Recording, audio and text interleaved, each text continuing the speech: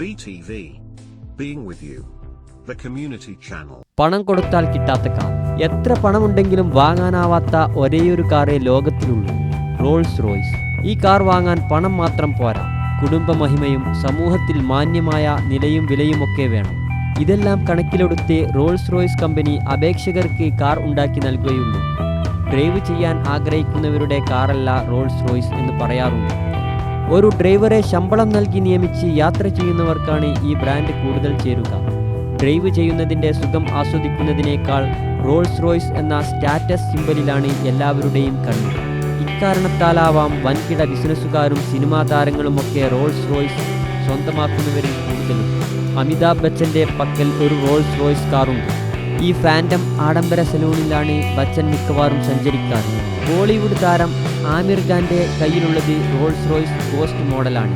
അദ്ദേഹത്തിൻ്റെ ഗോസ്റ്റിൻ്റെ നമ്പർ കേട്ടോളൂ, MX111AX1.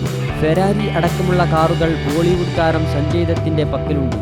ഈയിടെ ഇറങ്ങിയ ഫെരാരി കി സവാരി എന്ന ചിത്രത്തിൽ ദത്തിൻ്റെ ഫെരാരി കാറും അഭിനയിച്ചിരുന്നു.